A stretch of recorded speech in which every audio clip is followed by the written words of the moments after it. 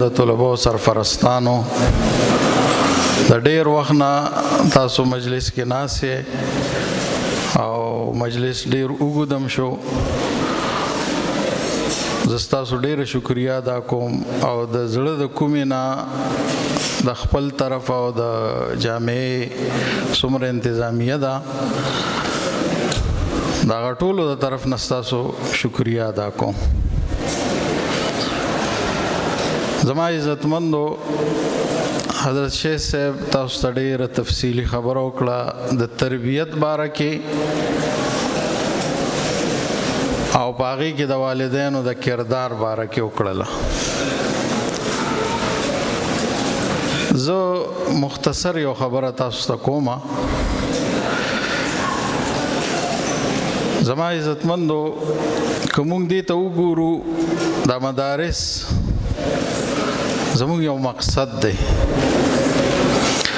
او په هغه مقصد باندې موږ لګیا یو او نن دې طلبو تاسو ته په تقریري مقابله کې هغه خپل مقاصد مخې ته کړل. د مدرسې اصل مقصد دا وي چې دوی دا بچي داسې تیار کی چې دوی د الله د رضا لپاره په هر ماحول کې د الله د دین د پلاوېدو سپیاني. دا د مدرسې اصل مقصد دی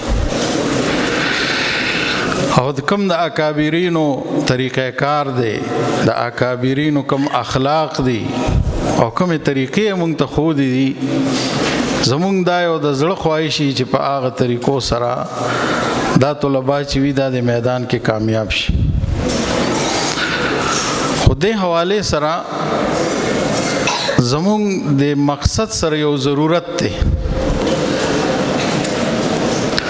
هغه ضرورت کې موږ د اساتذه کرام بار بار مشورې وي، میټینګونه کوو، مختلفو ادارو ته ځو، یو کوشش هم شروع کړی چې دغه ضرورت موږ څنګه ترلاسه کړو.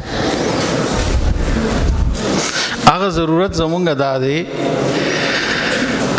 چې نن سبا وخت داسې دی چې موږ یو عالم دین جوړو.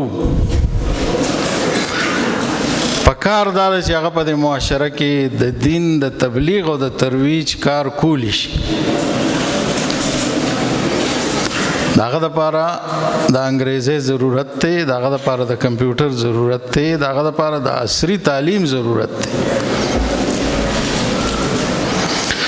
خو د ټولو نه مشکله طریقه دلته موږ ته مشکل کار دا دی چې یو بچي تربیت کول د انتهایی مشکل دی په دې وخت کې.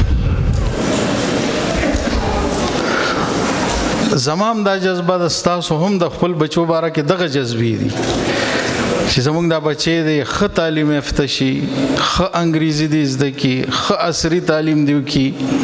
خو دې سره موږ نه یو بل ټکی هیر دی، هغه دا ده چې تربیت به یې څنګه کوو.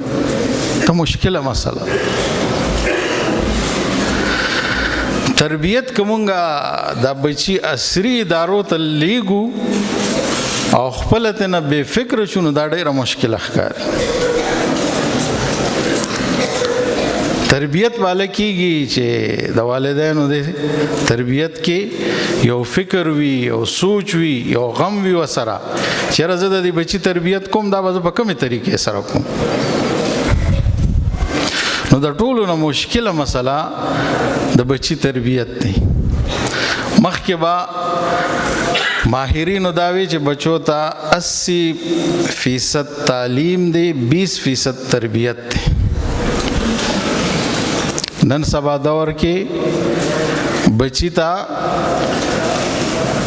20% تعلیم کوه خو 80% تربیت وکړه. نن سبا خبره دې ته راغله. د ټولو نه مشکل کار چې دی د یو بچی تربیت دی. د مدرسه کې چې زمونږ کم نظام روان دی، زمونږ د طلبو ته بار بار چې کله مونږ اصلاحي بیانات کوو یا د دې تربیت کوو، بار بار ورته دا وایو چې ته هر قسم عصري علوم زده کا، هغه میدان ته لاړ شه، خو یاد ساته چې د خپل تشخص ته متاثره نه کې ګوره کستا دا تشخص او جامه متاثره کیږي نو ته بیا په عصري علوم باندې سکه د دغه حواله سره زمونږ د ملګرو یو سوچ دی هغه دا چې مونږه ګورو د شعبه حفظ کې کم ماشوم چې داخلو تقریبا 12 سال نه مخکې کوشش کوي چې دا شعبه حفظ کې داخل کو او دغه ماشوم ته مونږ دا یو نصاب اخدي سکالم شروع کړی دا نصاب اخدي چې دا بچي په 3 سال کې حفظ کوي چې د کم از کم د اوم جماعت استعداد والوي نو دغه بچی ته مونږ اردو ریاضي انګریزي دا د حفظ سره سره مونږ یو غنټه ټایم ورکو غلم ترتیب جوړ کړی هغه کې استادان پیریډونه اخلي او دې طریقې سره تیارو